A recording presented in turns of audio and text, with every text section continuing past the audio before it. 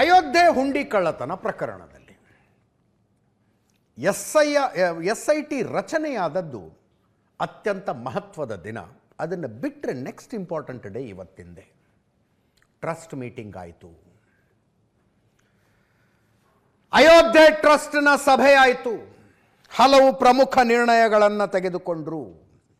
ಅವುಗಳ ಪೈಕಿ ಚಂಪತ್ ರಾಯ್ ಮತ್ತು ಡಾಕ್ಟರ್ ಅನಿಲ್ ಮಿಶ್ರಾ ಅವರ ರಾಜೀನಾಮೆಯನ್ನು ಅಂಗೀಕರಿಸುವ ನಿರ್ಣಯ ಕೂಡ ಒಂದು. ರಾಜೀನಾಮೆ ಕೊಟ್ಟಿದ್ರು ಅವರು, ಯೋಗಿ ಆದಿತ್ಯನಾಥ್ ಅವರ ಸೂಚನೆಯ ಮೇರೆಗೆ ಅಂತಾರೆ. ಒಟ್ಟಿನಲ್ಲಿ ರಾಜೀನಾಮೆ ಕೊಟ್ಟಿದ್ರು, ಅದನ್ನು ಅಂಗೀಕರಿಸೋದು ಅಂತಾಯಿತು. ಅದರ ಜೊತೆಗೆ ಚಂಪತ್ ರಾಯ್ ಅವರ ಸ್ಥಾನಕ್ಕೆ ಹಂಗಾಮಿ ಪ್ರಧಾನ ಕಾರ್ಯದರ್ಶಿಯಾಗಿ ಕೃಷ್ಣ ಮೋಹನ್ ಅವರನ್ನು ನೇಮಿಸಲಾಗಿದೆ. ಕೃಷ್ಣ ಮೋಹನ್ ಟ್ರಸ್ಟಿ ಆಗಿದ್ದರು, retired IAS officer. Krishna Mohan ಹಂಗಾಮಿ ಪ್ರಧಾನ ಕಾರ್ಯದರ್ಶಿಯಾಗಿರ್ತಾರೆ. ಜುಲೈ 22ಕ್ಕೆ ಇನ್ನೊಂದು ಮೀಟಿಂಗ್ ಮಾಡೋದು ಅಂತಾಯಿತು. 15 ಜನ ಸದಸ್ಯರ ಪೈಕಿ 9 ಜನ ಇವತ್ತಿನ ಈ ಸಭೆಯಲ್ಲಿ ಭಾಗಿಯಾಗಿದ್ದರು. 2/3 ಬಹುಮತದ ಮೇರೆಗೆ ಇಬ್ಬರ ರಾಜೀನಾಮೆಗಳನ್ನು ಅಂಗೀಕರಿಸಲಾಯಿತು. ಚಂಪತ್ ರಾಯ್ ಅವರ ಸ್ಥಾನಕ್ಕೆ ಈಗ ಹಂಗಾಮಿಯಾಗಿ ಪ್ರಧಾನ ಕಾರ್ಯದರ್ಶಿಯಾಗಿ ಕೃಷ್ಣ ಮೋಹನ್ ಅವರು ಬಂದಿದ್ದಾರೆ. ಆ್ಯಕ್ಚುಲಿ ಕನ್ಸಿಡರೇಷನ್ನಲ್ಲಿರೋದು ವಿಶ್ವ ಹಿಂದೂ ಪರಿಷತ್ನ ನಾಯಕ ಬಜರಂಗ್ ಬಾಗ್ರಾ ಅವರ ಹೆಸರಂತೆ. ಅನಿಲ್ ಮಿಶ್ರಾ ಅವರ ಜಾಗಕ್ಕೆ ವಿಶ್ವ ಹಿಂದೂ ಪರಿಷತ್ನ ನೀರಜ್ ದುನೇರಿಯಾ ಅವರ ಹೆಸರು ಚರ್ಚೆಯಲ್ಲಿದೆ ಅಂತ ಸುದ್ದಿ ಇದೆ. ಹಂಗಾಮಿ ನೇಮಕ ಆಗಿರೋದು ಈಗ Krishna Mohan, retired IAS officer. Ayodhya ಟ್ರಸ್ಟ್ನಲ್ಲಿದ್ದವರು ಕೃಷ್ಣ ಮೋಹನ್. ಇವತ್ತಿನ ಸಭೆಗೆ ಪ್ರಕರಣದ ವಿವರಗಳನ್ನು ಎಕ್ಸ್ಪ್ಲೇನ್ ಮಾಡಿದವರು ಕೂಡ ಅವರೇ. ಈ ಇಡೀ ಬೆಳವಣಿಗೆಯ ಬಗ್ಗೆ ಟ್ರಸ್ಟ್ನ ಸದಸ್ಯರು ಕಳವಳ ವ್ಯಕ್ತಪಡಿಸಿದ್ದಾರೆ. ತಪ್ಪು ಮಾಡಿದವರಿಗೆ ಶಿಕ್ಷೆಯಾಗಲಿ, ತನಿಖೆಗೆ ಸಂಪೂರ್ಣ ಸಹಕಾರ ಕೊಡಬೇಕು ಅನ್ನುವ ನಿರ್ಧಾರ ಮಾಡಲಾಯಿತು. ಚಂಪತ್ ರಾಯ್ ಮತ್ತು ಡಾಕ್ಟರ್ ಅನಿಲ್ ಮಿಶ್ರಾ ಅವರ ಕಾರ್ಯವೈಖರಿಗೆ ಬೇಸರ ವ್ಯಕ್ತಪಡಿಸಲಾಗಿದೆ. ಇಷ್ಟು ನಿರ್ಲಕ್ಷ್ಯ ಅನಪೇಕ್ಷಿತ ಅನ್ನುವ ಮಾತು ಬಂತಂತೆ. ಪ್ರಕರಣ ಬೆಳಕಿಗೆ ಬಂದ ನಂತರವೂ ಚಂಪತ್ ರಾಯ್ ಅವರು ಮುಚ್ಚಿಟ್ಟಿದ್ದು ತಪ್ಪು ಅಂತ ಸಭೆಯಲ್ಲಿ ಚರ್ಚೆಯಾಗಿದೆ. ಟ್ರಸ್ಟ್ನ ಗಮನಕ್ಕೆ ತರದೆ ಪೊಲೀಸರ ಮೂಲಕ ಯಾಕೆ ತನಿಖೆ ಮಾಡಿಸಬೇಕಾಗಿತ್ತು ಅಂತ ಆರಂಭದಲ್ಲಿ ಅನೇಕ ಸಲ ಹೇಳಿದ್ದೀವಿ. ಇದರಲ್ಲಿ ಏನಾಯಿತು ಅಂತ ಜನವರಿ ಅಂತ್ಯದ ವೇಳೆಗೆ ಖಚಿತ ಆಗಿತ್ತು ಇವರಿಗೆ ಕಳ್ಳತನ ಆಗ್ತಾ ಇದೆ ಹುಂಡಿ ದುಡ್ಡು ಅಂತ. ಸ್ಥಳೀಯ ಪೊಲೀಸರಿಗೆ ಕಂಪ್ಲೇಂಟ್ ಕೊಡಲಿಲ್ಲ ಇವರು, ಮಾಹಿತಿ ಕೊಟ್ಟು ಪೊಲೀಸರ ಮೂಲಕ ತನಿಖೆಯನ್ನು ಮಾಡಿಸಿದ್ರು. ಕರೆದು ವಿಚಾರಣೆ ನಡೆಸೋದೆಲ್ಲ ಮಾಡಿದ್ರು. ಯಾರ್ಯಾರು ಕಳ್ಳತನ ಮಾಡ್ತಿದ್ದಾರೆ ಅನ್ನೋದು ಖಚಿತ ಆಗಿಬಿಟ್ಟಿತ್ತು ಇವ್ರಿಗೆ. ಅದಾದ ಮೇಲೆ ಅವರು ಕುಟುಂಬಸ್ಥರು ಬಂದು ಕಾಲು ಹಿಡ್ಕೊಂಡ್ರಂತೆ ಚಂಪತ್ ರಾಯ್ ಅವರು. ನಮ್ಮ ಮನೆತನದ ಮರ್ಯಾದೆ, ದೇವಸ್ಥಾನದ ಮರ್ಯಾದೆ ಎಲ್ಲ ಹೋಗ್ಬಿಡುತ್ತೆ, ದಯವಿಟ್ಟು ಕಂಪ್ಲೇಂಟ್ ಕೊಟ್ಟು ಅರೆಸ್ಟ್ ಎಲ್ಲ ಮಾಡಿಸಬೇಡಿ ಅಂತ ಕಾಲು ಹಿಡಿದು ಬೇಡ್ಕೊಂಡ್ರಂತೆ. ಇವರಲ್ಲಿಗೆ ಸುಮ್ಮನಾಗ್ಬಿಟ್ಟಿದ್ದಾರೆ. ಅದೇ ದೊಡ್ಡ ತಪ್ಪಾಗ್ಬಿಟ್ಟಿದೆ ಚಂಪತ್ ರಾಯ್ ಅವರು ಮಾಡಿದ್ದು. ಅಫ್ಕೋರ್ಸ್ ತಪ್ಪೇ ಅದು. ಈ ಪೊಲೀಸರನ್ನು ಕಂಪ್ಲೇಂಟ್ ಕೊಡದೆಯೇ ವಿಚಾರಣೆಗಾಗಿ ಬಳಸಿಕೊಂಡ ವಿಷಯ ಯಾವಾಗ ಸಮಾಜವಾದಿ ಪಕ್ಷದವರಿಗೆ ಗೊತ್ತಾಯಿತೋ ಆವಾಗ ಇದು ಶುರುವಾಯಿತು. ಫಸ್ಟು 5 ಕೋಟಿಯಿಂದ 7.5 ಕೋಟಿ ಅಂತ ಶುರುವಾಗಿದ್ದು, ಅಖಿಲೇಶ್ ಯಾದವ್ ಅದನ್ನು 200 ಕೋಟಿ ಅಂದರು. ಈಗ ಬಿಡಿ 10,000 ಕೋಟಿ ಹಗರಣ ಅನ್ನೋ ಲೆವೆಲ್ಲಿಗೆ ಬಂದು ನಿಂತಿದೆ ಅದು. ಇವತ್ತಿನ ಈ ಟ್ರಸ್ಟ್ನ ಸಭೆ ತೆಗೆದುಕೊಂಡ ಪ್ರಮುಖ ನಿರ್ಣಯಗಳೇನು? ನಂಬರ್ 1, 5 ವರ್ಷಗಳ ಲೆಕ್ಕಪತ್ರವನ್ನು ಆಡಿಟಿಂಗ್ ಮಾಡಿಸ್ತಾರಂತೆ. ಮರು ಲೆಕ್ಕ ಪರಿಶೋಧನೆ 5 ವರ್ಷದ್ದು. ಹುಂಡಿ ಎಣಿಕೆಯ ಸಿಬ್ಬಂದಿಯ ನೇಮಕದ ಮರುಪರಿಶೀಲನೆ ನಡೆಯುತ್ತೆ. ಇವರು ಯಾರ ಇನ್ಫ್ಲೂಯೆನ್ಸ್ ಮೇಲೆ ಬಂದರು, ಇವರ ನೇಮಕಾತಿಯ ಪ್ರಾಸೆಸ್ ಹೆಂಗಾಯಿತು, ಎಲ್ಲಿ ಇವರು ಹುಂಡಿ ಎಣಿಕೆಯ ಕೆಲಸಕ್ಕೆ ಸೇರಿಕೊಂಡಾಗ ಎಷ್ಟು ಆಸ್ತಿ ಇತ್ತು, ಆರ್ಥಿಕ ಸ್ಥಿತಿ ಏನಿತ್ತು, ಈಗ ಹೆಂಗಿದೆ, ಎಲ್ಲವನ್ನು ಪರಿಶೀಲನೆ ಮಾಡ್ತಾರಂತೆ. ಅನಿಲ್ ಮಿಶ್ರಾ ಮತ್ತು ಚಂಪತ್ ರಾಯ್ ಅವರ ರಾಜೀನಾಮೆ ಅಂಗೀಕಾರದ ನಿರ್ಧಾರ ಆಗಿದೆ. ಚಂಪತ್ ರಾಯ್ ಸ್ಥಾನಕ್ಕೆ ಬಜರಂಗ್ ಬಾಗ್ರಾ ಅವರ ಹೆಸರು ಚರ್ಚೆಯಾಗಿದೆ. ಅನಿಲ್ ಮಿಶ್ರಾ ಸ್ಥಾನಕ್ಕೆ ನೀರಜ್ ದುನೇರಿಯಾ ಅವರ ಹೆಸರು ಚರ್ಚೆಯಾಗಿದೆ. ಹಂಗಾಮಿ ಪ್ರಧಾನ ಕಾರ್ಯದರ್ಶಿಯಾಗಿ ಕೃಷ್ಣ ಮೋಹನ್ ಅವರಿಗೆ ಹೊಣೆಯನ್ನು ಹೊರಿಸಲಾಗಿದೆ. ಅದರ ಜೊತೆಗೆ ಟ್ರಸ್ಟಿಗೆ ಒಬ್ಬ CEO ರಚಿಸ್ತಾರಂತೆ. ಇದೊಂದು ಕೆಲಸ ಮೊದಲೇ ಮಾಡಬೇಕಾಗಿತ್ತು ನೋಡ್ರಿ. ಇದೊಂದು ಕೆಲಸ ಸಂಜೆ 7ರಿಂದ 8 ಲೆಫ್ಟ್ ರೈಟ್ ಆ್ಯಂಡ್ ಸೆಂಟರ್ನಲ್ಲಿ ಈ ವಿಷಯ ಪ್ರಮುಖವಾಗಿ ಚರ್ಚಿಸಿದ್ವಿ ನಾವು, ಪ್ರಶಾಂತ್ ನಾಥ್. ಅಯೋಧ್ಯೆಯಲ್ಲಿ ರಾಮ ಮಂದಿರ ಆಗಬೇಕಾಗಿತ್ತು, ಅದು ಹಿಂದೂಗಳ ಭಾವನೆಯಾಗಿತ್ತು. 500 ವರ್ಷಗಳ ಕಾಲ ಅಖಂಡವಾಗಿ ಹೋರಾಟ ನಡೀತಾ ಇತ್ತು, ನೋ ಡೌಟ್.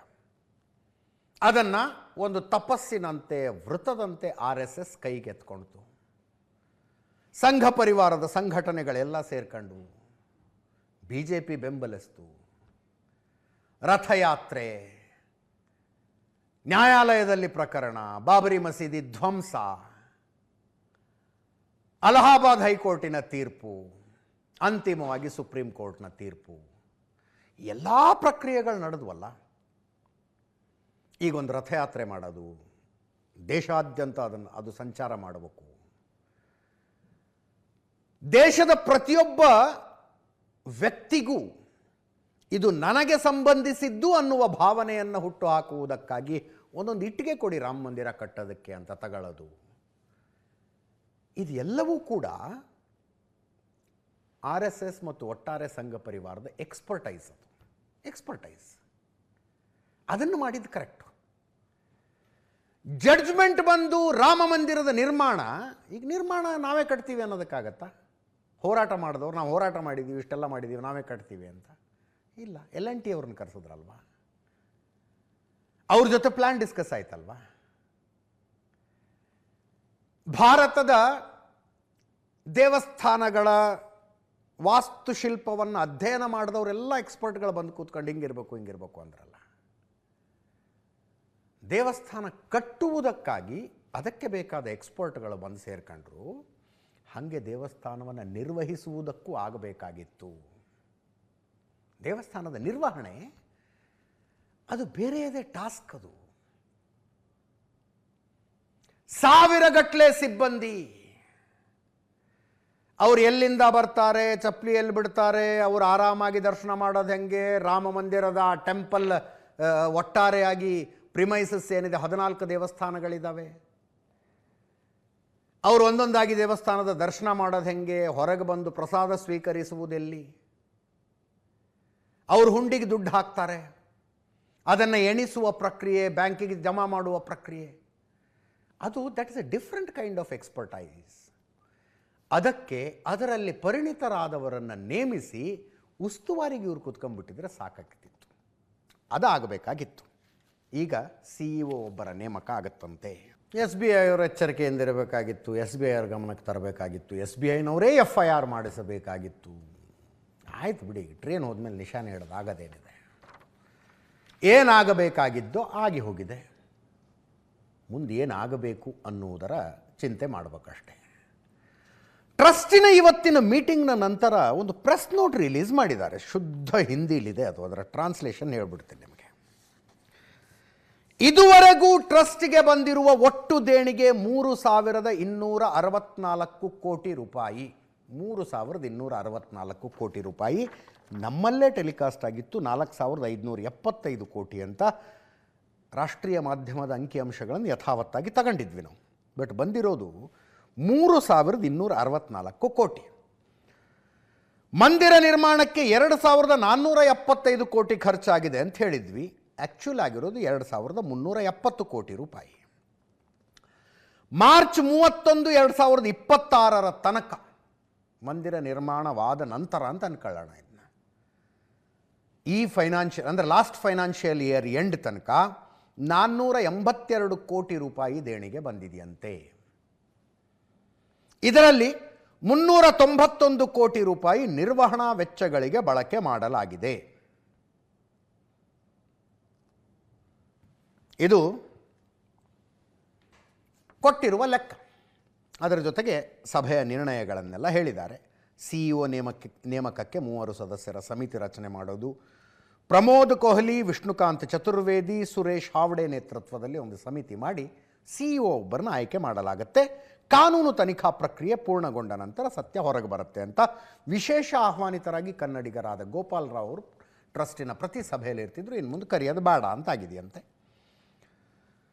ದೇಣಿಗೆ ಕಳ್ಳತನದ ನೈತಿಕ ಹೊಣೆ ಹೊತ್ತು ಪ್ರಧಾನ ಕಾರ್ಯದರ್ಶಿ ಚಂಪತ್ ರಾಯ್ ಮತ್ತು ಟ್ರಸ್ಟಿ ಡಾಕ್ಟರ್ ಅನಿಲ್ ಮಿಶ್ರಾ ಅವರು ರಾಜೀನಾಮೆ ಕೊಟ್ಟಿದ್ದಾರೆ. ಅದನ್ನು ಸ್ವೀಕರಿಸಲಾಗಿದೆ ಅಂತ ಪ್ರೆಸ್ ನೋಟ್ ಹೇಳ್ತಾ ಇದೆ. ಈ ಮಧ್ಯದಲ್ಲಿ 5 ಕೋಟಿ ರೂಪಾಯಿ ಮೊತ್ತದ ರಾಮಚರಿತ ಮಾನಸ ರಾಮ ಮಂದಿರಕ್ಕೆ ದೇಣಿಗೆಯಾಗಿ ಬಂದಿತ್ತದು 5 ಕೋಟಿ ರೂಪಾಯಿ ಮೌಲ್ಯದ್ದು. ನೋಡ್ತಾ ಇದ್ದೀರಿದೆ 147 kg ತೂಕದ ಚಿನ್ನ ಲೇಪಿತ ರಾಮಚರಿತ ಮಾನಸ.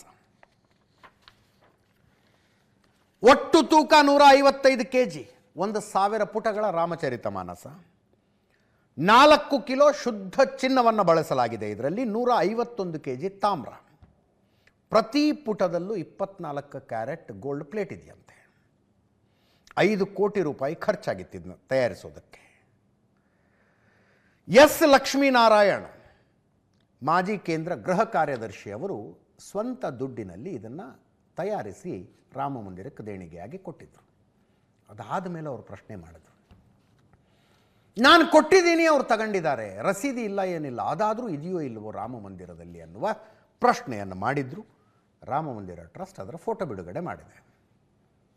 ದೇವಸ್ಥಾನದಲ್ಲೇ ಇದೆ, ಸುರಕ್ಷಿತವಾಗಿದೆ, ಎಲ್ಲರ ದರ್ಶನಕ್ಕೂ ಲಭ್ಯವಾಗುವಂತೆ ಇದೆ ಅದು ಅಂತ ಅವ್ರು ಮಾತಾಡಿದರು. ಲಕ್ಷ್ಮೀನಾರಾಯಣ ಅವರು ಮಾಜಿ ಕೇಂದ್ರ ಗೃಹ ಕಾರ್ಯದರ್ಶಿ, ಕೇಳಿಸ್ಕೊಳ್ಳಿ ಒಮ್ಮೆ. ಇದೊಂದು ಕಳಕಳಿಯನ್ನು ಅವರು ವ್ಯಕ್ತಪಡಿಸಿದ್ರು, ಚಿಂತೆ ವ್ಯಕ್ತಪಡಿಸಿದ್ರು. 4-5 ತಿಂಗಳು ಎಲ್ರಿಗೂ ಕಾಣ ಹಾಗೆ ಇಟ್ಟಿದ್ರು ಅದನ್ನು. ಆಮೇಲೆ ಎಲ್ಲಿ ಹೋಯ್ತೋ ಗೊತ್ತಿಲ್ಲ, ಪತ್ರ ಬರೆದರೂ ಉತ್ತರ ಇಲ್ಲ ಅಂದರು. ನೋಡಿ, ಈಗ ರಾಮ ಜನ್ಮಭೂಮಿ ತೀರ್ಥಕ್ಷೇತ್ರ ಟ್ರಸ್ಟ್ ಅದರದ್ದು ಫೋಟೋ ಹಾಕಿ ಎಲ್ಲಿದೆ ಅನ್ನೋದಂತೂ, ಅಂದರೆ ಈಗ ಹೋದರೆ ಯಾರು ನೋಡಬಹುದು ಅಂತ ಅರ್ಥ. ಅದನ್ನು ಸ್ಟೇಟ್ಮೆಂಟ್ ರಿಲೀಸ್ ಮಾಡಿದೆ. ರಾಮಚರಿತ ಮಾನಸ ಪುಸ್ತಕ ಕಳ್ಳತನ ಆಗಿಲ್ಲ, ಇದು ಶುದ್ಧ ಸುಳ್ಳು. ದೇವಾಲಯದ ಆವರಣದಲ್ಲಿ ಸಂಪೂರ್ಣವಾಗಿ ಸುರಕ್ಷಿತವಾಗಿದೆ. ಯಾರನ್ನೂ ದೂಷಿಸುವುದು ರಾಮ ಮಂದಿರ ಟ್ರಸ್ಟ್ ಉದ್ದೇಶ ಅಲ್ಲ. ಚಿನ್ನದ ರಾಮಚರಿತ ಮಾನಸ ದೇಗುಲದ ಸಂಕೀರ್ಣದೊಳಗೆ ಇದೆ. ಕಳ್ಳತನ ಮತ್ತು ಹಾನಿಯಿಂದ ರಕ್ಷಿಸಲು ಸುರಕ್ಷಿತ ಸ್ಥಳದಲ್ಲಿ ಇರಿಸಲಾಗಿದೆ ಅಂತ ಸ್ಟೇಟ್ಮೆಂಟನ್ನು ಟ್ರಸ್ಟ್ನವರು ಬಿಡುಗಡೆ ಮಾಡಿದ್ದಾರೆ. ಅವ್ರು ಹೇಳ್ತಾರೆ, ಪತ್ರ ಬರೆದಿದ್ದೆ ನಾನು ಅಂತ. ಅವರು ಬರೆದ ಪತ್ರಕ್ಕೊಂದು ಉತ್ತರ ಬರೆದು ಬಿಟ್ಟಿದ್ರೆ ಮುಗಿದು ಹೋಗಿರೋದಪ್ಪ. ಈಗ ನೋಡಿ, ಮೊನ್ನೆ ಮಾತಾಡಿದ್ದವರು ದಾನಿಗಳು ಮೊನ್ನೆ ಮಾತಾಡಿದ್ದು 2 ದಿವಸ ಲಕ್ಷ್ಮೀನಾರಾಯಣವರ ಹೇಳಿಕೆ ಇಡೀ ನ್ಯಾಷನಲ್ ಮೀಡಿಯಾ ತುಂಬ ಆವರಿಸಿಕೊಂಡ್ಬಿಡ್ತು. ಎಲ್ಲರೂ ಚರ್ಚೆ ಮಾಡಿದ್ದದೆ, 5 ಕೋಟಿಯ ರಾಮಚರಿತ ಮಾನಸ ಎಲ್ಲೋಯ್ತು ಎಲ್ಲೋಯ್ತು ಎಲ್ಲೋಯ್ತು ಎಲ್ಲೋಯ್ತು. ಈಗ ಟ್ರಸ್ಟ್ ಕ್ಲಿಯರ್ ಮಾಡ್ತು. ಅವ್ರಿಗೊಂದು ರಸೀದಿ ಕೊಟ್ಟಿದ್ರೆ ಅವ್ರೇನು ಕೇಳ್ತಿದ್ರೋ ಎಲ್ಲವೋ, ಪತ್ರ ಬರೀತಿದ್ರೋ ಎಲ್ಲವೋ. ಪತ್ರ ಬರೆದಿದ್ದಕ್ಕೆ ಉತ್ತರ ಕೊಟ್ಟುಬಿಟ್ಟಿದ್ರೆ ಇದೆಲ್ಲ ಆಗ್ತಿತ್ತು. ಯಾಕೆ ಹೇಳ್ತಿರೋದಂದರೆ, ಹೀಗೆ ದಾನ ಕೊಟ್ಟವರಿಗೆ ಇರುವ ಸಂಶಯಗಳನ್ನು ಒಂದೊಂದಾಗಿ ಈಗಲಾದರೂ ಕ್ಲಿಯರ್ ಮಾಡಬೇಕು. ಇನ್ನು 10 ವರ್ಷ ಆದರೂ ಹೇಳ್ತೀನಿ ಕೇಳಿ, ರಾಮ ಮಂದಿರ ಟ್ರಸ್ಟ್ ಕೊಟ್ಟ ಕ್ಲಾರಿಫಿಕೇಶನ್ ಎಲ್ಲೂ ಉಳ್ಕೊಂಡಿರೋದಿಲ್ಲ.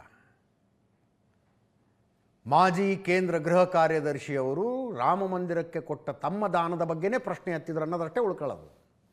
ಅಂತಿಮವಾಗಿ ಈ ನಿರ್ಲಕ್ಷ್ಯಗಳನ್ನು ಒಂದೊಂದಾಗಿ ಅಟೆಂಡ್ ಮಾಡಬೇಕಾದ ಅವಶ್ಯಕತೆ ಇದೆ. ಇನ್ನು RSSನ ಸರಸಂಘ ಚಾಲಕರಾದ ಮೋಹನ ಭಾಗವತ್ ಅವರು ಈಗಾಗಲೇ ಸರಕಾರ್ಯವಾಹ ಅವರು ಹೇಳಿದಾರಲ್ಲ, ಅದೇ ನನ್ನ ನಿಲುವು ಕೂಡ ಅಂತ ಹೇಳಿದ್ರು. ಅವರ ಹೇಳಿಕೆ ಡೀಟೇಲಾಗಿ ಬಂದಿದೆ ಸರಕಾರ್ಯವಾಹರದು. ಅದೇ ನನ್ನ ಹೇಳಿಕೆ ಅಂತ ಮೋಹನ ಭಾಗವತ್ ಅವರು ಹೇಳಿದ್ದಾರೆ. ಸರಸಂಘ ಚಾಲಕರು ಕೇಳಿಸ್ಕೊಳ್ಳಿ. राम मंदिर के ऊपर एक स्टेटमेंट आया है दत्ता जी का, वही देखो तुमसे दिख रहा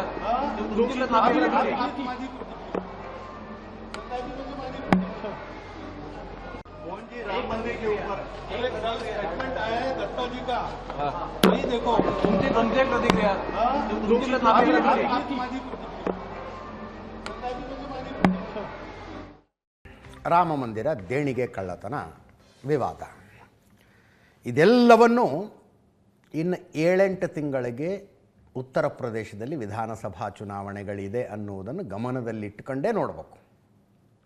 ಆ ಕಾರಣಕ್ಕಾಗಿ ಎಲ್ಲಿಲ್ಲದ ಇಂಪಾರ್ಟೆನ್ಸ್ ಇದೆ ಈ ಕೇಸಿಗೆ. ನಿತಿನ್ ನಬೀನ್ ಬಿಜೆಪಿಯ ರಾಷ್ಟ್ರೀಯ ಅಧ್ಯಕ್ಷರಾಗಿ ಅಧಿಕಾರ ವಹಿಸಿಕೊಂಡ ನಂತರ ಮೊದಲ ಸಲ ಉತ್ತರ ಪ್ರದೇಶಕ್ಕೆ ಭೇಟಿ ಕೊಟ್ಟರು. ಒಂದು ರೋಡ್ ಶೋ ಮಾಡಿದ್ದಾರೆ. ಸೈಕಲ್ ಮನೆ ಸೇರ್ಕೊಳ್ಳುತ್ತೆ ಅಂದರು. ಸಮಾಜವಾದಿ ಪಕ್ಷದ ಚಿಹ್ನೆ ಅದು. ಕೇಳಿಸ್ಕೊಳ್ಳಿ ಒಮ್ಮೆ. ये आग्रह करने आया हूं, कांग्रेस तो मृत प्राय है, कांग्रेस तो समाप्त हो चुकी है, पर ये जो साइकिल वाली पार्टी है इसका भी टायर पंचर करने का काम भारतीय जनता पार्टी का कार्यकर्ता करेगा। और इस बार तो साइकिल का कबाड़ में जाएगी मित्रों, इस बार साइकिल मरम्मत भी नहीं हो पाएगी, इस बार साइकिल पूरी तरह से कबाड़ में जाएगी। इसकी व्यवस्था शक्ति केंद्र का कार्यकर्ता करने को तैयार है मित्रों। मैं आपके माध्यम से अपने सभी कार्यकर्ताओं से कहता हूं मित्रों, आइए भारतीय जनता पार्टी के उस नारे को बुलंद करें जिसमें सबका साथ, सबका विकास, सबका विश्वास और सबका प्रयास का मूल मंत्र हमारे नेता नरेंद्र मोदी जी ने दिया है। हम समाज के हर वर्ग को लेकर चलने को तैयार हैं, हम समाज के हर वर्ग के साथ खड़े होने को तैयार हैं, क्योंकि हम भारत प्रथम के साथ काम करते हैं मित्रों। ಅಖಿಲೇಶ್ ಯಾದವ್ ಅವರು ಸುಮ್ಮನೆ ಟಾಂಟ್ ಕೊಟ್ಟರು ನಿತಿನ್ ನಬೀನ್ ಅವರಿಗೆ. ಬಿಜೆಪಿ ರಾಷ್ಟ್ರಾಧ್ಯಕ್ಷರಾದ ಬಳಿಕ ಮೊದಲ ಬಾರಿಗೆ ಉತ್ತರ ಪ್ರದೇಶಕ್ಕೆ ಬಂದಿದ್ದೀರಿ, ನಿತಿನ್ ನಬೀನ್ ಅಯೋಧ್ಯೆಗೆ ಹೋಗಿ ರಾಮನ ದರ್ಶನ ಪಡೆಯಲ್ವಾ ಅಂತ ಟ್ವಿಟರ್ ಮೂಲಕ ಇದು ಟಾಂಟ್ ಕೊಡೋದು ಅಂತಾರೆ ಅದಕ್ಕೆ ನಿತಿನ್ ನಬೀನ್ ಅವ್ರದ್ದು ಉತ್ತರ, ಈ ಹಿಂದೆ ನೀವು ಪ್ರಭು ಶ್ರೀರಾಮನ ಅಸ್ತಿತ್ವವನ್ನೇ ಪ್ರಶ್ನಿಸಿದವರು, ಕರಸೇವಕರ ಮೇಲೆ ಗುಂಡು ಹಾರಿಸಲು ಆದೇಶ ನೀಡಿದವರು, ಈಗ ನಿಮಗೆ ರಾಮನ ನಂಬಿಕೆಯ ಬಗ್ಗೆ ಮಾತನಾಡುವ ನೈತಿಕ ಹಕ್ಕಿಲ್ಲ ಅಂತ.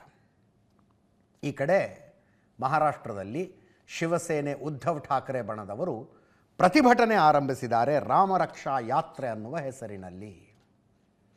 ಅಲ್ಲೊಂದು ಆಂಜನೇಯನ ದೇವಸ್ಥಾನ ಇದೆ, ಅಲ್ಲಿ ಹನುಮಾನ್ ಚಾಲೀಸ ಪಠಿಸುವ ಮೂಲಕ ಪ್ರತಿಭಟನೆ ಇದು. ಅದಕ್ಕೆ ದೇವೇಂದ್ರ ಫಡ್ನವೀಸ್ ಮಹಾರಾಷ್ಟ್ರದ ಮುಖ್ಯಮಂತ್ರಿಗಳ ಉತ್ತರ.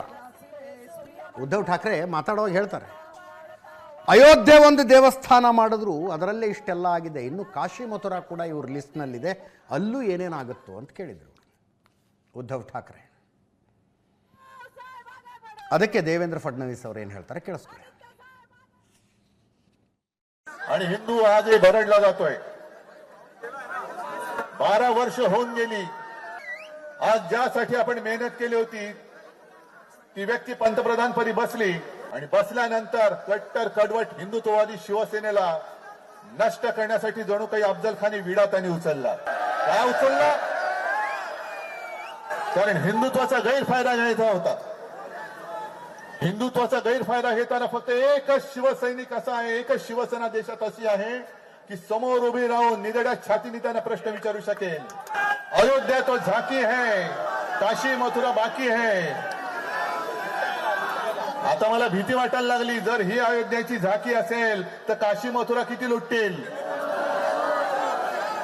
नाही, मला आनंद आहे की शेवटी उद्धवजींना राम आठवले. आमची अपेक्षा एवढीच होती की त्यांना राम आठवले पाहिजे. त्यांनी रामाचा मार्ग सोडला होता, म्हणूनच त्यांच्या पक्षाची अधोगती झाली. राम मार्गाने चालले तर त्यांचं भलं होईल. केवळ आजच्या पुरती नाही, त्यांनी रोज एकदा रामरक्षा म्हणावी अशी माझी अपेक्षा. ಇನ್ನು ಇಲ್ಲಿ ಕರ್ನಾಟಕದಲ್ಲಿ ಮಲ್ಲಿಕಾರ್ಜುನ ಖರ್ಗೆ ಅವರು, ಪ್ರಿಯಾಂಕ ಖರ್ಗೆ ಅವರು ಇಬ್ಬರು ಇದರ ಬಗ್ಗೆ ಮಾತಾಡಿದ್ರು. ಮಲ್ಲಿಕಾರ್ಜುನ ಖರ್ಗೆ ಅವರಿಗೆ 20,000 ಕೋಟಿ ರೂಪಾಯಿ ಕಳ್ಳತನ ಆಗಿದೆ ಅಂತ ಸುದ್ದಿ ಇದೆಯಂತೆ. 20,000 ಕೋಟಿ. ಈ ಕಳ್ಳತನವನ್ನು ದಲಿತರು ಮಾಡಿದ್ರ? RSSನ ಸಂಪರ್ಕದಲ್ಲಿರುವ ಜನರೇ ಲೂಟಿ ಮಾಡಿದ್ರು. ರಾಮನ ಹೆಸರಿನಲ್ಲಿ 20,000 ಕೋಟಿ ಚಿನ್ನಾಭರಣ ಲೂಟಿಯಾಗಿದೆ. ದಿನಾ ದೇವರನ್ನು ಜಪಿಸ್ತಿದ್ರು, ಅವರೇ ಅಯೋಧ್ಯೆಯಲ್ಲಿ ಲೂಟಿ ಮಾಡಿದ್ದಾರೆ. ಮನುಷ್ಯನಿಗಾಗಿ ಧರ್ಮ ಹುಟ್ಟಿಲ್ಲ, ಬರೀ ಧರ್ಮದಿಂದ ಉದ್ಧಾರ ಆಗಬೇಕಾಗಿಲ್ಲ, ಮೊದಲು ಶಿಕ್ಷಣ ಪಡೆಯಿರಿ, ಎಲ್ಲರೂ ಒಗ್ಗಟ್ಟಾಗಿರಿ. ದೇವರ ಹೆಸರಿನ ಮೇಲೆ ಕಳ್ಳತನ ನಡೆದಿದೆ ಅಂತ. ಇನ್ನೊಂದು ಕಡೆ ಪ್ರಿಯಾಂಕ ಖರ್ಗೆ ಅವರು, ಗೋಪಾಲ್ಜಿ ರಾಮ ಮಂದಿರದ ಕಟ್ಟಡದ ಉಸ್ತುವಾರಿ ವಹಿಸಿಕೊಂಡಿದ್ರು, 40% ಪಡೆದು ಅಳಿಯನಿಗೆ ಗುತ್ತಿಗೆ ಕೊಡಿಸಿದ್ರು ಅಂತ ಯಾವುದೋ ಪೇಪರ್ನಲ್ಲಿ ಬಂದಿದೆ ಅಂದರು ಪ್ರಿಯಾಂಕ ಖರ್ಗೆ ಅವರು. ಕೇಳಿಸ್ಕೊಳ್ಳಿ. ನೀವು ನೋಡಿದಿರಲ್ಲ, ಈಗ ಅಯೋಧ್ಯೆನಲ್ಲಿ ಏನಾಯ್ತು, ಏನ್ ನಡೆದಿದೆ, ಅಲ್ಲಿ ಕಳ್ತಾನೆ ಯಾರು ದಲಿತರು ಮಾಡಿದ್ರ? RSS ದವರು, BJP-ದವರು ಅವರೇ ಅಲ್ಲೆಲ್ಲ ಅವರ ಪರವಾಗಿರ್ತಕ್ಕಂಥ ಜನನೇ ಲೂಟಿ ಮಾಡಿದ್ರು. ಈಗ ಸುದ್ದಿ ಬರ್ತಾ ಇದೆ, ಸುಮಾರು 20,000 ಕೋಟಿ ಮೇಲೆ ಅಲ್ಲಿ ಲೂಟಿ ಆಗಿದೆ ಅಂತ. ರಾಮ ಮಂದಿರ ಹೆಸರಿನ ಮೇಲೆ 20,000 ಕೋಟಿ ಬಂಗಾರು ಬೆಳ್ಳಿ ಲೂಟಿ ಆಗಿದೆ. ಹೇಗಾಯ್ತಪ್ಪ? ದಿನ ಎದ್ದು ದೇವರ ಹೆಸರು ಜಪಿಸ್ತಾ ಇದ್ದೀರಿ. ಆ ದೇವರ ಹೆಸರಿನಿಂದನೇ ಲೂಟಿ ಮಾಡ್ತಾ ಇದ್ರಿ. ಮನುಷ್ಯನಿಗೆ ಧರ್ಮಕ್ಕಾಗಿ ಮನುಷ್ಯ ಹುಟ್ಟಿಲ್ಲ, ಬರೇ ಧರ್ಮದಿಂದನೇ ಉದ್ಧಾರ ಆಗ್ತದೆ ಅಂತಿಲ್ಲ. ನೀವು ಮೊದಲು ಶಿಕ್ಷಣ ಪಡೀರಿ, ಎಲ್ಲ ಒಕ್ಕಟ್ಟಾಗರಿ. ಅದು ದೇವರ ಹೆಸರಿನ ಮೇಲೆ ಧರ್ಮದ ಮುಖಂಡರು ಕಳತನ ಮಾಡ್ತಾ ಇದ್ದಾರೆ. ಗೋಪಾಲ್ಜಿ ಅವರು ಉಸ್ತುವಾರಿ ಇದ್ರಂತೆ ಕಟ್ಟಲಿಕ್ಕೆ ಅವ್ರು ಹಳೆಯಂಗೆ ಕಾಂಟ್ರಾಕ್ಟರ್ ಕೊಟ್ರಂತೆ 40% ಅಂತ. BJP ಸರ್ಕಾರದಿಂದ ಕಲ್ತ್ಕೊಂಡು ಹೋಗಿರೋದಲ್ಲ ಅಯೋಧ್ಯೆ ತನಕ 40%ಅಲ್ಲಿ. ಈಗ ಇವರೆಲ್ಲರೂ ಕೂಡ ಯಾವ ಮೂಲ ಮಟ್ಟದಿಂದ ಬಂದಿರೋದು? ಈ 3 ಜನ ಆರೋಪಿ ಇವತ್ತು ಟ್ರಸ್ಟ್ ಮೀಟಿಂಗ್ ಇದೆ ಅಂತ ಇದ್ದೀರಲ್ಲ, ಯಾರ ಬಗ್ಗೆ ಚರ್ಚೆ? ಚಂಪಕ್ ರಾಯ್, ಮಿಶ್ರಾ ಮತ್ತು ಗೋಪಾಲ್. ಇವರೆಲ್ಲರದು ಟ್ರೈನಿಂಗ್ ಎಲ್ಲಾಗಿರೋದು RSSನಲ್ಲಲ್ವಾ? ಮುಂದಿನ ಸುದ್ದಿಗೆ ಹೋಗೋಣ.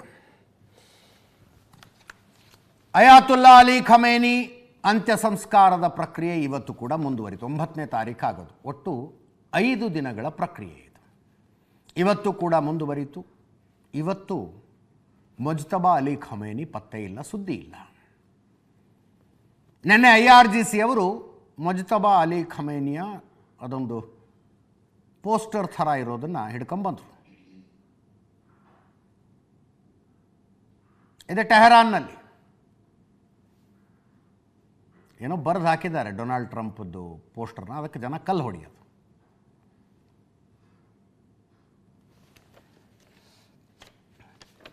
ಡೊನಾಲ್ಡ್ ಟ್ರಂಪು ಒಂದು ನ್ಯೂಸ್ ಚಾನಲ್, ಆಕ್ಸಿಯೋಸ್ ನ್ಯೂಸ್ ಚಾನಲ್ಗೆ ಇಂಟರ್ವ್ಯೂನಲ್ಲಿ ಎಲ್ಲರೂ ಒಂದೇ ಕಡೆ ಇದ್ದಾರೆ, ಒಂದು ಶಾಟ್ನಲ್ಲಿ ಎಲ್ಲರೂ ಮುಗಿಸ್ಬಿಡ್ಬೋದು ಅಂತ ಇಂಟರ್ವ್ಯೂ ಕೊಟ್ಟಿದ್ದಾರೆ. ಎಲ್ಲರೂ ಒಂದೇ ಕಡೆ ಇದ್ದಾರೆ, ಒಂದು ಶಾಟ್ನಲ್ಲಿ ಮುಗಿಸ್ಬಿಡ್ಬೋದು ಅಂತ. ಅಂತ್ಯಕ್ರಿಯೆಯಲ್ಲಿ ಜನರು ಅಳುತ್ತಿರುವುದನ್ನು ನೋಡಿ ಆಶ್ಚರ್ಯ ಆಯಿತು. ಸಾವಿರಾರು ಇರಾನಿಯನ್ನರು ಸೇರಿರುವುದನ್ನು ನೋಡಿ ಶಾಕ್ ಆಗ್ತಿದೆ. ಆ ಜನರು ಅಲಿ ಖಮೇನಿಯನ್ನು ದ್ವೇಷಿಸ್ತಾರೆ ಅಂತ ನಾನು ಭಾವಿಸಿದ್ದೆ. ಬಹುಶಃ ಇದು ನಕಲಿ ಕಣ್ಣೀರಿರಬಹುದು, ನಾಟಕ ಮಾಡ್ತಿದ್ದಾರೇನೋ. ಉಳಿದಿರುವ ಉನ್ನತ ನಾಯಕರನ್ನು ಒಂದೇ ಹೊಡೆತದಲ್ಲಿ ಕೊಲ್ಲಬಹುದು. ಒಂದೇ ಹೊಡೆತದಲ್ಲಿ ಅಲ್ಲಿನ ಜನರನ್ನು ಕೊಲ್ಲುವ ಸಾಮರ್ಥ್ಯ ಅಮೇರಿಕಕ್ಕಿದೆ. ಅವರೆಲ್ಲರೂ ಒಂದೇ ಸ್ಥಳದಲ್ಲಿದ್ದಾರೆ, ಒಂದು ಶಾಟ್ ಸಾಕು. ಆದರೆ ನಾವು ಹಾಗೆ ಮಾಡಲ್ಲ, ಮಾತುಕತೆ ನಡೆಸೋದಕ್ಕೂ ಯಾರೂ ಉಳಿಯೋದಿಲ್ಲ ಅಂತ ಆಕ್ಸಿಯೋಸ್ ನ್ಯೂಸ್ ಚಾನಲ್ಗೆ ಡೊನಾಲ್ಡ್ ಟ್ರಂಪ್ ಕೊಟ್ಟ ಇಂಟರ್ವ್ಯೂನಲ್ಲಿ ಹೇಳಿರುವ ಮಾತಿದು. ಇರಾನ್ನಿಂದ ಟಾಂಗ್, ನಿಮಗೆ ನಾಗರಿಕತೆ ಇಲ್ಲ, ಇತಿಹಾಸ ಇಲ್ಲ, ಗೌರವವೂ ಇಲ್ಲ. ಜನರ ಇಂಥ ಭಾವನೆಗಳನ್ನು ಅರ್ಥ ಮಾಡಿಕೊಳ್ಳಲು ಸಾಧ್ಯ ಇಲ್ಲ. ಅರ್ಮೇನಿಯಾದಲ್ಲಿನ ಇರಾನ್ ರಾಯಭಾರಿ ಕಚೇರಿಯ ಕೌಂಟರ್ ಇದು. ಟ್ರಂಪ್ ಮತ್ತು ಅಮೇರಿಕ ಜನರನ್ನು ಕೊಲ್ಲಬಹುದು, ಅದು ಆದರ್ಶವಲ್ಲ. ಅಮೇರಿಕಕ್ಕೆ ನಾಗರಿಕತೆ ಇಲ್ಲ ಅಥವಾ ಇತಿಹಾಸ ಇಲ್ಲ, ಗೌರವವೂ ಇಲ್ಲ. ಆದ್ದರಿಂದ ಇಂಥ ಭಾವನೆಗಳನ್ನು ಅರ್ಥ ಮಾಡಿಕೊಳ್ಳಲು ಸಾಧ್ಯವಾಗ್ತಿಲ್ಲ ಅಂತ ಅರ್ಮೇನಿಯಾದ ಇರಾನ್ ರಾಯಭಾರ ಕಚೇರಿಯ ಸ್ಟೇಟ್ಮೆಂಟ್ ಇದು. ಟ್ರಂಪು ಜಗತ್ತು ಡಿಸೈಡ್ ಮಾಡಿಬಿಟ್ಟಿದ್ದೀರಿ, ಈ ಮನುಷ್ಯಂಗೇನೋ ಗಂಭೀರವಾದ ಸಮಸ್ಯೆ ಇದೆ ಅಂತ. ಆತ ಒಂದು ಶಾಟು ಏನು ದೊಡ್ಡ ವಿಷಯ ಹೇಳಿದ್ರಲ್ಲೇನು ಆಶ್ಚರ್ಯ ಇಲ್ಲ. ಬಟ್ ಅಮೇರಿಕದ ಅಧ್ಯಕ್ಷರೊಬ್ಬರು ಇಂಥದ್ದು ಮಾತಾಡ್ತಾ ಇದ್ದಾರೆ ಅನ್ನೋದು ಆಶ್ಚರ್ಯ, ದುಃಖ ಕೂಡ. ಅಮೇರಿಕದ ಅಧ್ಯಕ್ಷರೊಬ್ಬರು ಮಾತಾಡ್ತಿದ್ದಾರೆ ಅನ್ನೋದು. ಆದರೆ ಇರಾನು ಇತಿಹಾಸ ನಾಗರಿಕತೆಯ ಪಾಠ ಮಾಡ್ತಿದೆಯಲ್ಲ ಅನ್ನೋದು ಆಶ್ಚರ್ಯ ಆಗ್ತಾ ಇದೆ. ಇತಿಹಾಸ ನಾಗರಿಕತೆಯ ಪಾಠ. ನಾಗರಿಕತೆ ಇಲ್ಲ, ಇತಿಹಾಸ ಇಲ್ಲ, ಗೌರವವೂ ಇಲ್ಲ. ಟ್ರಂಪ್ ಮತ್ತು ಅಮೇರಿಕ ಜನರನ್ನು ಕೊಲ್ಲಬಹುದು, ಇದು ಆದರ್ಶವಲ್ಲ ಅಂತ ಇರಾನ್ ಹೇಳ್ತಾ ಇರೋದು. ಯಾರಿಗೆ ಇತಿಹಾಸದ ಪರಿಚಯ ಇದೆ ಹಂಗಿದ್ರೆ? ಇರಾನ್ ಅಂತ ಇವತ್ತು ನಾವು ಏನು ಕರಿತೀವಿ, ಇಟ್ ವಾಸ್ ಬೇಸಿಕಲಿ ಪರ್ಷಿಯಾರಿ, ಅಗ್ನಿ ಆರಾಧಕರ ದೇಶ ಇದು. ಆ ಅಗ್ನಿ ಆರಾಧಕರನ್ನು ತರಿದು ಹಾಕಿ ಅಳಿದುಳಿದವರನ್ನು ಕನ್ವರ್ಟ್ ಮಾಡಿ ಇಸ್ಲಾಂಗೆ ಮತಾಂತರಗೊಳಿಸಿ, ಮತಾಂತರವಾಗಲು ಇಷ್ಟವಿಲ್ಲದಿರುವವರು ಭಾರತಕ್ಕೆ ಓಡಿ ಬಂದು ಆ ಅಗ್ನಿ ಆರಾಧಕರ ನಾಡಿನಲ್ಲಿ ಇಸ್ಲಾಮಿಕ್ ಧ್ವಜ ನೆಟ್ಟಾಗ ಈ ವಾತಾವರಣ ಇದೆ ಅಲ್ಲಿ. ಇವ್ರು ಏನು ಇತಿಹಾಸದ ಬಗ್ಗೆ ಮಾತಾಡ್ತಾರೆ?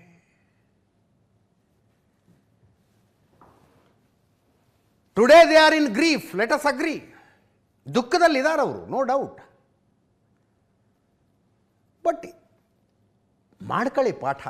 ಇತಿಹಾಸದ ಪಾಠ, ಗೌರವದ ಪಾಠ, ಆದರ್ಶದ ಪಾಠ ಡೊನಾಲ್ಡ್ ಟ್ರಂಪ್ಗೆ ಮಾಡ್ಕೊಳ್ಳಿ. ಬಟ್ ನಿಮ್ಮ ಟ್ರ್ಯಾಕ್ ರೆಕಾರ್ಡೇನು ಹೇಳ್ಕೊಳ್ಳುವಂಥದ್ದಲ್ಲ ಅಂತ. ಒಂದು ಸಣ್ಣ ರಿಗ್ರೆಟ್ ಕೂಡ ಇಲ್ಲ ಅಲ್ಲಿ. ಈ ನೆಲ, ಈ ನಾಡು, ಈ ದೇಶ ಇನ್ಯಾವುದೋ ಆರಾಧನಾ ಪದ್ಧತಿ ಅವರು ಆಳ್ತಾ ಇದ್ದದ್ದು. ಅವರು ನಮ್ಮನ್ನು ಕರೆದು ಆಶ್ರಯ ಕೊಟ್ಟರು. ಆಶ್ರಯ ಪಡೆದು ಬೇರು ಬಿಟ್ಟ ನಂತರ ಅವರ ನರಮೇಧ ಮಾಡಿ, ಅಳಿದುಳಿದವರನ್ನು ಒತ್ತಾಯದ ಮತಾಂತರ ಮಾಡಿ, ನಾವು ಈಗಿನ ಸ್ಥಿತಿಗೆ ದೇಶವನ್ನು ತಂದಿದ್ದೇವೆ ಅನ್ನುವ ಪರಿಕಲ್ಪನೆ ಈ ಟ್ವೀಟ್ ಮಾಡಿದ ಅರ್ಮೇನಿಯಾದ ಇರಾನ್ ರಾಯಭಾರ ಕಚೇರಿಯವರಿಗೊಂದು ಇರಬೇಕಾಗಿತ್ತಲ್ವಾ?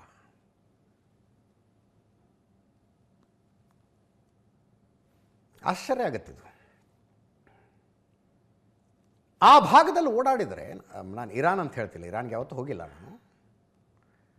ಕಜಕಿಸ್ತಾನ್, ತಜ್ಕಿಸ್ತಾನ್, ಉಜ್ಬೇಕಿಸ್ತಾನ್, ಅಲ್ಲಿನ ಜನರಿಗೆ ಸಣ್ಣ ಮಟ್ಟದೊಂದು ರಿಗ್ರೆಟ್ ಕಾಡುತ್ತೆ. ಅಲ್ಲಿ ಬಾಕು ಅಂತ ಒಂದು ಊರಿದೆ. ಅದರಿಂದ ಒಂದು 20-25 ಕಿಲೋಮೀಟರ್ ದೂರದಲ್ಲಿ ಈ ನ್ಯಾಚುರಲ್ ಮಿಥೇನ್ ಬರುತ್ತೆ ಭೂಮಿಯಿಂದ ಹೊರಗೆ. ಅದು ಬೆಂಕಿ ಹತ್ಕೊಂಡು ಉರಿತಾ ಇರುತ್ತೆ. ಶತಮಾನಗಳಿಂದ, ಸಾವಿರಾರು ವರ್ಷಗಳಿಂದ ಉರಿತಾ ಇರೋದು. ಅಲ್ಲಿನ ಮೂಲ ನಿವಾಸಿಗಳು, ಅವ್ರನ್ನ ಜೊರಾಸ್ಟ್ರಿಯನ್ಸ್ ಅಂತ ಕರೀತಾರೆ. ಈಗ ನಮ್ಮಲ್ಲಿ ಪಾರ್ಸಿಗಳು ಅಂತಿದಾರಲ್ಲ ಅವರು, ಅವರ ಆರಾಧನಾ ಜಾಗ ಆಗಿತ್ತದು. ಆ ಜಾಗಕ್ಕೆ ಹೋದಾಗ ಅಲ್ಲಿ ವ್ಯವಸ್ಥಾಪನೆ ಮಾಡುವವರಲ್ಲೊಂದು ಸಣ್ಣ ರಿಗ್ರೆಟ್ ಕಾಣಿಸುತ್ತೆ. ಗೈಡ್ಗಳು ಹೇಳ್ತಾರೆ ಅದನ್ನು. Unfortunately we don't have any Zoroastrians with us now, but we are still keeping this place holy. If at all any Zoroastrian comes and decides to stay here, we want to keep this place holier for them ಅನ್ನೋದು ಆ ಮಾತಾರು ಹೇಳ್ತಾರೆ ರೀ ಅವರು. At least ಮಾತಾರು ಬರುತ್ತೆ ಅವ್ರ ಬಾಯಲ್ಲಿ. ಇವತ್ತು ನಮ್ಮ ಜೊತೆಗೆ ಯಾರೂ ಜೊರಾಸ್ಟ್ರಿಯನ್ಸ್ ಇಲ್ಲ. ಯಾಕಿಲ್ಲ? ಇದ್ರೂ ಅಲ್ಲೇ ಓಡಿಸ್ಬಿಟ್ಟಿದ್ದೀವಿ ನಾವು. ಸಾಧ್ಯವಾದಷ್ಟು ಜನರನ್ನು ಕೊಂದು ಉಳಿದವ್ರನ್ನ ಕನ್ವರ್ಟ್ ಮಾಡಿ ಉಳಿದವ್ರನ್ನ ಓಡಿಸ್ಬಿಟ್ಟಿದ್ದೀವಿ. ಕಾಶ್ಮೀರದಿಂದ ಓಡಿಸಲಾಯ್ತಲ್ಲ ಹಾಗೆ. ಅಟ್ಲೀಸ್ಟ್ ಆ ರಿಗ್ರೆಟ್ ಆದರೂ ಇದೆ. ಇದು ನೋಡಿ, ಆದರ್ಶ, ಇತಿಹಾಸ, ಇದರ ಪಾಠ ಹೇಳೋರು ಸರಿಯಾಗಿ ಇದ್ದಾರೆ, ಕೇಳಿಸ್ಕೊಳ್ಳೋರು ಸರಿಯಾಗೇ ಇದ್ದಾರೆ. ಇದನ್ನು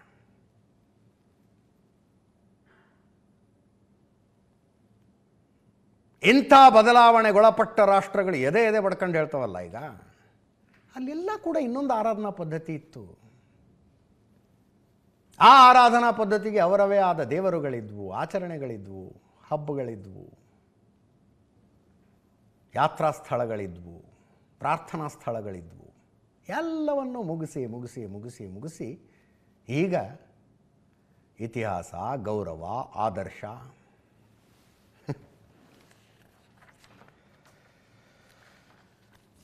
ಅಂತ್ಯಕ್ರಿಯೆ ಪ್ರಕ್ರಿಯೆ ಶುರುವಾಗಿದೆ. ಅಯಾತುಲ್ಲಾ ಅಲಿ ಖಮೇನಿಗೆ 4 ಜನ ಮಕ್ಕಳು, 3 ಜನ ಮಕ್ಕಳು ಅಂತ್ಯ ಸಂಸ್ಕಾರಕ್ಕೆ ಬಂದಿದ್ದಾರೆ. Mustafa Khamenei, Masoud Khamenei, Meysam Khamenei 3 ಜನ ಬಂದಿದ್ದಾರೆ. ಮುಜ್ತಬಾ ಖಮೇನಿ ಎಲ್ಲಿ? ಪ್ರಶ್ನೆಗೆ ಯಾರ ಬಳಿಯೂ ಉತ್ತರ ಇಲ್ಲ. ಅಯಾತುಲ್ಲಾ ಅಲಿ ಖಮೇನಿ ಹತ್ಯೆಯ ನಂತರ ಮುಜ್ತಬಾ ಖಮೇನಿಯನ್ನು ಸುಪ್ರೀಂ ಲೀಡರ್ ಆಗಿ ಘೋಷಿಸಲಾಯಿತು. ತಂದೆಯ ಅಂತಿಮ ದರ್ಶನಕ್ಕೆ IRGC ಅವರು ಮುಜ್ತಬಾ ಖಮೇನಿಯ ಇದನ್ನೇನಂತೀರಿ ನೀವು, ಪ್ರತಿಕೃತಿ ಅಂತೀರೋ ಏನಂತೀರೋ, ಅದನ್ನು ಹಿಡ್ಕೊಂಡು ಬಂದಿದ್ದು ಹಿಂಗೆ. ಅಂದರೆ ಅಪ್ಪನ ಅಂತಿಮ ದರ್ಶನ ಮಗ ಪಡೆದ ಅನ್ನುವ ರೀತಿಯಲ್ಲಿ.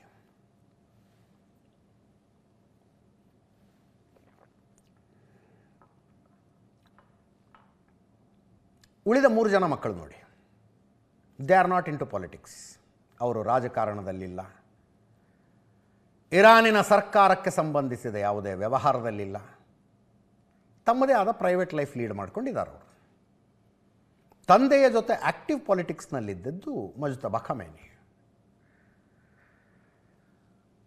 ಫೆಬ್ರವರಿ 28ನೇ ತಾರೀಕು ಅಮೆರಿಕ ಇಸ್ರೇಲ್ ಮಾಡಿದ ಜಂಟಿ ದಾಳಿ ಇತ್ತಲ್ಲ, ಟೆಹರಾನ್ನಲ್ಲಿನ ಬಂಕರು, 45 ಜನ ಸತ್ತೋದ್ರಲ್ಲಿ. ಆವತ್ತು ಆ ಬಂಕರ್ನ ಸಭೆಯಲ್ಲಿ ಮುಜ್ತಬಾ ಖಮೇನಿ ಕೂಡ ಇದ್ದದ್ದು ಹೌದಂತೆ. ಮುಜ್ತಬಾ ಖಮೇನಿ ಗಂಭೀರವಾಗಿ ಗಾಯಗೊಂಡು ICUನಲ್ಲಿದ್ದಾರೆ ಅಂತ ಕೆಲವರು ಹೇಳ್ತಾರೆ. ಇಲ್ಲ ಅವರು ಆರಾಮಾಗಿದ್ದಾರೆ, ಹೊರಗಡೆ ಕಾಣಿಸಿಕೊಂಡ್ರೆ ಅಮೆರಿಕ ಕೊಂದು ಬಿಡಬಹುದು ಅನ್ನುವ ಭಯದಲ್ಲಿ ಭೂಗತರಾಗಿದ್ದಾರೆ ಅಂತ ಇನ್ನು ಕೆಲವರು ಹೇಳ್ತಾರೆ. ಬಟ್ ಅಷ್ಟೂ ಬೆಳವಣಿಗೆಯನ್ನು ನೋಡ್ತಾ ಇದ್ದರೆ ಒಂದೋ ಮುಜ್ತಬಾ ಖಮೇನಿ ಬದುಕಿರೋದೇ ಡೌಟು ಅನ್ನಿಸ್ತಿದೆ, ಬದುಕಿದ್ದರೂ ಸುಸ್ಥಿತಿಯಲ್ಲಿರೋದು ಡೌಟು ಅನ್ನಿಸ್ತಾ ಇದೆ. ಸುಸ್ಥಿತಿಯಲ್ಲಿ ಫೆಬ್ರವರಿ 28ರ ನಂತರ ಮುಜ್ತಬಾ ಖಮೇನಿದು ಎಲ್ಲೂ ಒಂದು ಫೋಟೋ ಬಂದಿಲ್ಲ, ಒಂದು ವಿಡಿಯೋ ಬಂದಿಲ್ಲ, ಒಂದು ಆಡಿಯೋ ಬಂದಿಲ್ಲ. ಬರ್ತಾ ಇರೋದು ಒಂದು 2-3 ಹೇಳಿಕೆಗಳು ಕೂಡ ರಿಟರ್ನ್ ಫಾರ್ಮ್ಯಾಟ್ನಲ್ಲಿ ಇರ್ತವಂತೆ. ಸುಪ್ರೀಂ ಲೀಡರ್ ಹಿಂಗೆ ಹೇಳಿದ್ದಾರೆ ಅನ್ನೋ ಥರ. ಈ ಪ್ರತಿಕೃತಿನ ಅವರು ಇನ್ನೂ ಸ್ವಲ್ಪ ಚಂದ ಮಾಡ್ಬೋದಿತ್ತಪ್ಪ. ಕಾರ್ಟನ್ ಬಾಕ್ಸ್ನಲ್ಲಿ ಯಾಕೆ ಮಾಡ್ತಾರೋ ಅಷ್ಟು ದೊಡ್ಡ ಕಾರ್ಯಕ್ರಮಕ್ಕೆ?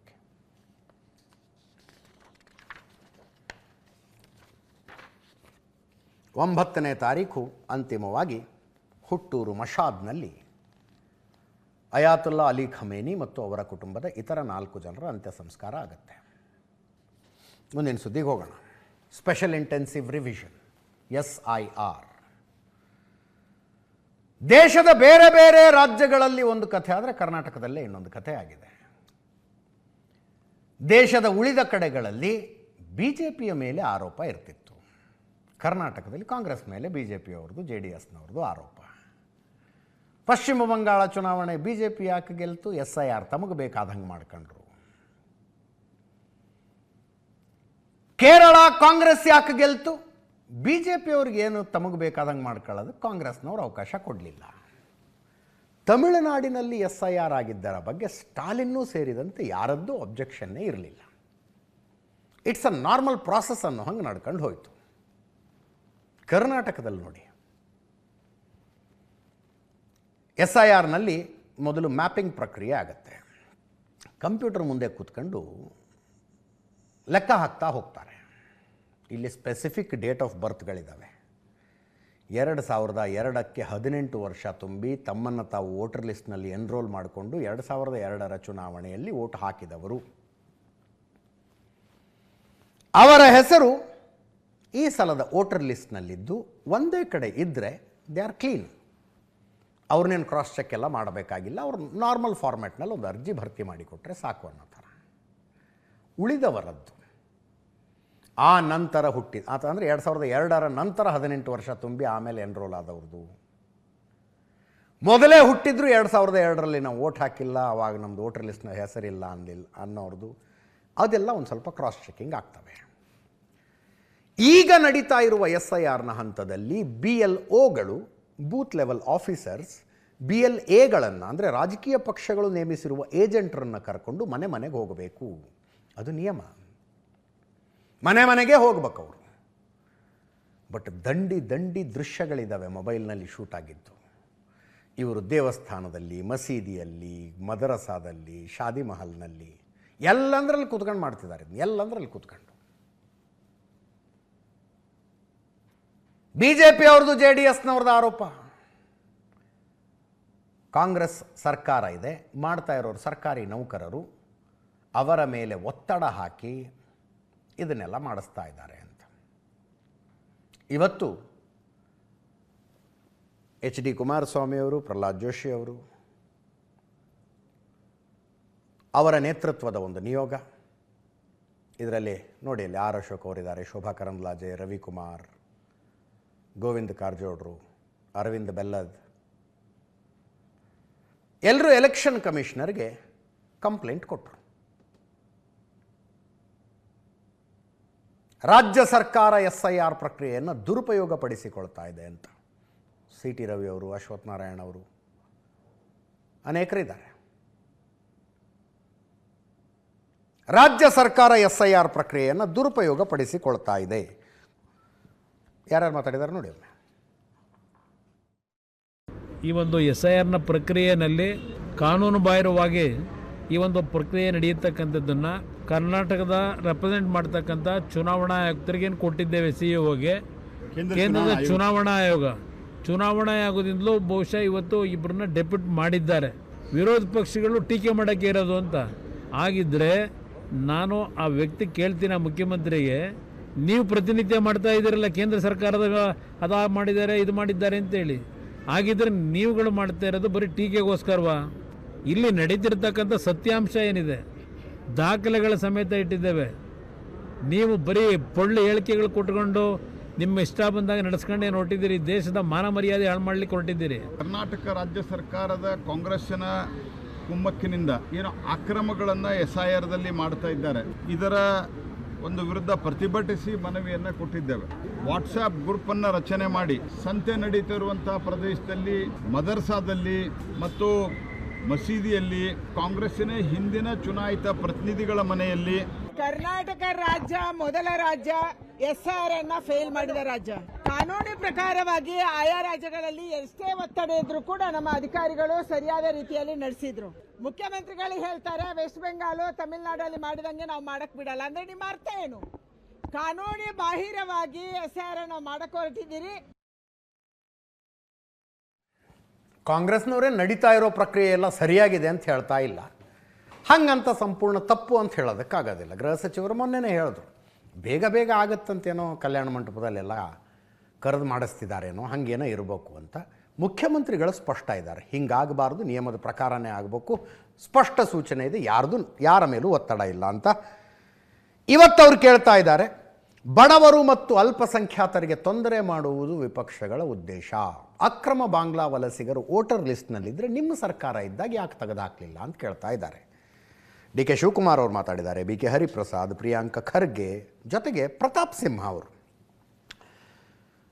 ಗೃಹ ಸಚಿವರಿಗೆ SIR ಎಂಬುದು ಅವರ ವಿದ್ಯಾರ್ಹತೆಗೆ ಮೀರಿದ ವಿಚಾರ. ನಕಲಿ ಮತದಾರರನ್ನು ನಂಬಿಯೇ ಕಾಂಗ್ರೆಸ್ ರಾಜಕಾರಣ ಮಾಡಿಕೊಂಡು ಬರ್ತಾ ಇದೆ ಅಂದರು. ಕೇಳಿಸ್ಕೊಳ್ಳಿ. ನಮ್ಮದು SIR ವಿಚಾರದಲ್ಲಿ ಸರ್ಕಾರದವರು ಯಾವ ರೀತಿ ಮಧ್ಯಪ್ರವೇಶ ಮಾಡುದಿಲ್ಲ.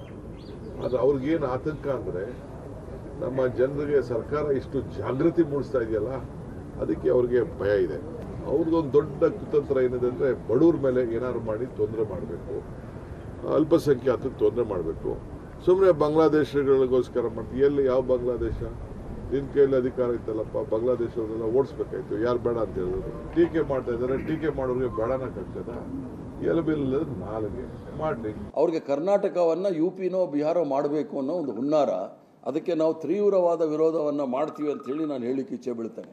ಆದರೆ ಇವರು ಸೆಂಟ್ರಲ್ ಫೋರ್ಸ್ ತಂದು ಬಿಹಾರಲ್ಲಿ UPನಲ್ಲಿ ಹೇಗೆ ಮಾಡ್ತಾರೆ ನೋಡಿ, ಬುಲ್ಡೋಸರ್ ರಾಜಕೀಯ, ಅದೆಲ್ಲ ನಮ್ಮ ಹೆಣದ ಮೇಲೆ ಮಾಡ್ಬೋದೇ ವಿನಃ ಇವ್ರ ಕೈಯಲ್ಲಿ ಮಾಡ್ಲಿಕ್ಕೆ ಆಗೋದಿಲ್ಲ. ನಾಳಿದ್ದಾದರೆ ಅಥವಾ ಗುರುವಾರದಂತೂ ನಾವೆಲ್ಲರೂ ಸಹ ಹೋಗಿ ಎಲೆಕ್ಷನ್ ಕಮಿಷನ್ ಭೇಟಿ ಮಾಡಿ ನಾವು ಸಹ ನಮ್ಮ ಅನಿಸಿಕೆಗಳೇನಿದೆ ಅಂತ ಹೇಳಿ ಬರ್ತೇವೆ. ಇವರ ಷಡ್ಯಂತ್ರ ಏನಿದೆ ಅಂದರೆ 3 ಚುನಾವಣೆಯಲ್ಲಿ ಇವರಿಗೆ ಸ್ಪಷ್ಟವಾದ ಬಹುಮತ 2/3 ಮೆಜಾರಿಟಿ ಸಿಕ್ಕಿಲ್ಲ. ಅದಕ್ಕೋಸ್ಕರ SIR ಮೂಲಕ ಎಲೆಕ್ಷನ್ ಕಮಿಷನ್ ಉಪಯೋಗಿಸ್ಕೊಂಡು ಇವರು ಮೆಜಾರಿಟಿಗೆ ಬರಲಿಕ್ಕೆ ಒಂದು ಪ್ರಯತ್ನ ಮಾಡ್ತಾ ಇದ್ದಾರೆ. BJP ಅವರು ಇದು ಸ್ಟ್ಯಾಂಡರ್ಡ್ ಆಪರೇಟಿಂಗ್ ಪ್ರೊಸೀಜರ್. ವೆಸ್ಟ್ ಬೆಂಗಾಲ್ನಲ್ಲೂ ಕೂಡ ಈ ಪ್ರಕ್ರಿಯೆ ಪ್ರಾರಂಭ ಆದಾಗ ಪ್ರತಿಭಟನೆ ಮಾಡಿದ ಯಾವ ಪಾರ್ಟಿ ಹೇಳಿ? BJP ಅವರೇ. ಇಡೀ ವ್ಯವಸ್ಥೆಯನ್ನು ಇವರು ಕ್ಯಾಪ್ಚರ್ ಮಾಡೋ ಪ್ರಯತ್ನ ಮಾಡ್ತಾ ಇದ್ದಾರೆ. ಇವೆಲ್ಲ ನಾಟಕ ಇವ್ರದ್ದು.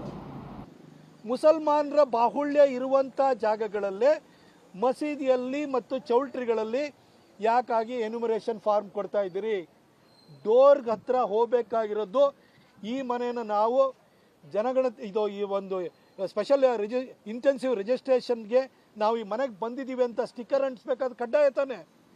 ಕಡ್ಡಾಯ ಆದಮೇಲೆ ನೀವು ಮಸೀದಿನಲ್ಲಿ ಛತ್ರದಲ್ಲಿ ಕೂರಿಸ್ಕೊಂಡ್ರೆ ನೀವು ಎಲ್ಲಿ ಸ್ಟಿಕ್ಕರ್ ಅಂಟಿಸ್ತೀರಿ? ನೀವು ಮಾನ್ಯ ಮುಖ್ಯಮಂತ್ರಿಗಳ ನೀವು ಅವರ ಕಾರ್ಯವಿಧಾನವನ್ನು ನಾವು ನೋಡಿದ್ದೀವಿ, ಅವರ ಆಡಳಿತ ಶೈಲಿಯನ್ನು ನಾವು ನೋಡಿದ್ದೀವಿ.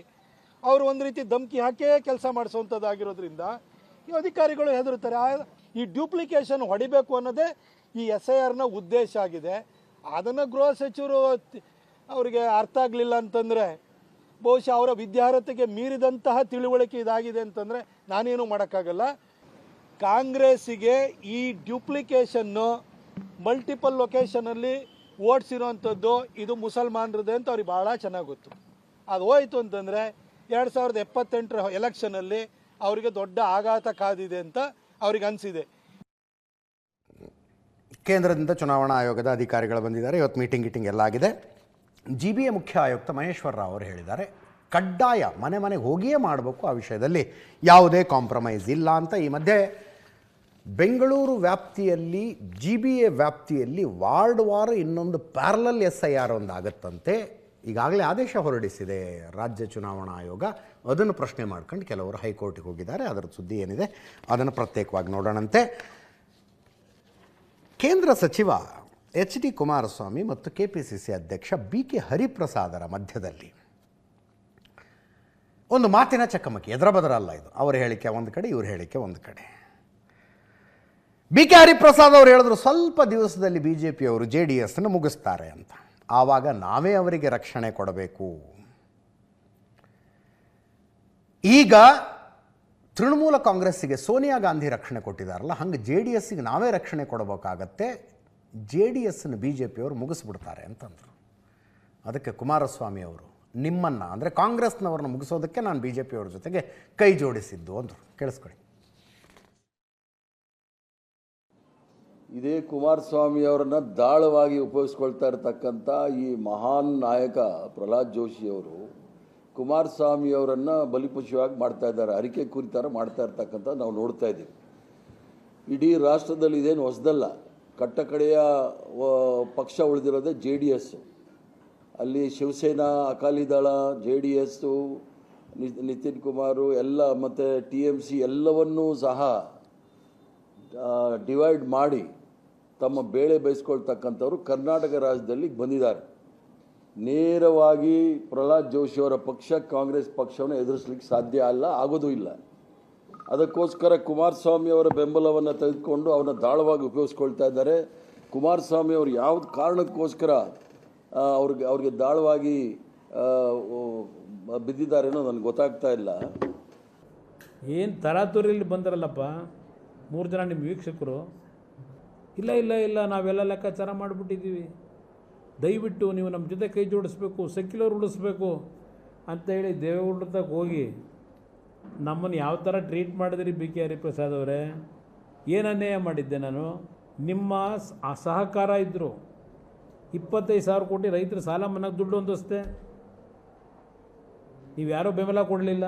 ಅವತ್ತು ನರೇಂದ್ರ ಮೋದಿಯವರು ನನ್ನನ್ನು ಗಿಣಿಗೆ ಹೇಳ್ದಂಗೆ ಹೇಳಿದ್ರು, 1.5 ಗಂಟೆ ಕೂರಿಸ್ಕೊಂಡು, ನೀವು ಇಷ್ಟೆಲ್ಲ ಒಳ್ಳೆ ಕೆಲಸ ಮಾಡಿ ನಿನಗೇನು ಹೆಸರು ಸಿಗ್ತಾ ಇಲ್ಲ, ರಿಸೈನ್ ಮಾಡಿ ಬಾ, ನಾಳೆ ಬೆಳಗ್ಗೆ ಓದ್ತಗ, ನಿನ್ನಿಂದ ಒಳ್ಳೆ ಕೆಲಸ ಮಾಡಿಸ್ತೀನಿ, ಕರ್ನಾಟಕ ಜನತೆಗೆ ಒಳ್ಳೆ ಕಾರ್ಯಕ್ರಮ ತರುವೆ, ಬಾ ನನ್ನ ಜೊತೆಲಿ ಅಂತ ಕರೆದ್ರು. ನಾನು ಹೋಗಲಿಲ್ಲ. ಅದಕ್ಕೆ 17ಕ್ಕೆ ಬಂದು ನಿಮಗೆ ಬೆಂಬಲ ಕೊಟ್ಟವತ್ತು ನಾವು 40 ಆಸ್ಪಾಸ್ನಲ್ಲೇನಿದ್ವು, 17ಕ್ಕೋ 18ಕ್ಕೋ ತಂದಿದ್ದೀವಿ ಅಂತ ಹೇಳ್ತೀರಲ್ಲ BK ಹರಿಪ್ರಸಾದ್ ಅವರೇ, ಅದು ನಿಮ್ಮ ಕಾಣಿಕೆ, ನಿಮ್ಮ ಕಾಂಗ್ರೆಸ್ ಪಕ್ಷದ ಕಾಣಿಕೆ.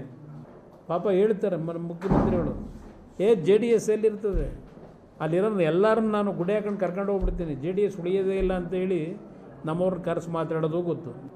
ನಮಗೂ ಸ್ವಲ್ಪ ಅರ್ಥ ಆಗಿದೆ, ನಾವು ಸ್ವಲ್ಪ ತಿಳ್ಕೊಂಡಿದ್ದೀವಿ. ನಿಮ್ಮನ್ನು ಮುಗಿಸ್ಲಿಕ್ಕೆ ನಾನಿವತ್ತು, ನಿಮ್ಮನ್ನು ಮುಗಿಸೋದಕ್ಕೆ ಅಂದರೆ ದ್ವೇಷಕ್ಕಲ್ಲ, ಈ ರಾಜ್ಯ ಹಾಳು ಮಾಡ್ತಾ ಇದ್ದೀರಲ್ಲ ಅದನ್ನು ಸರಿಪಡಿಸಬೇಕು ಅಂತಲೇ BJP ಜೊತೆ ಕೈ ಜೋಡಿಸಿರೋದು. ಯಾರು ಮುಗಿತಾರೋ ಯಾರು ಉಳಿತಾರೋ ನೋಡ್ರಿ. ಇದರೊಂದಿಗೆ ಇವತ್ತಿನ ನ್ಯೂಸ್ ಅವರು ಮುಗಿಸ್ತಾ ಇದ್ದೀವಿ. ನೇರ ದಿಟ್ಟ ನಿರಂತರ ಸುದ್ದಿಗಾಗಿ ನೋಡ್ತಾ ಇರಿ ಏಷ್ಯಾನೆಟ್ ಸುವರ್ಣ ನ್ಯೂಸ್.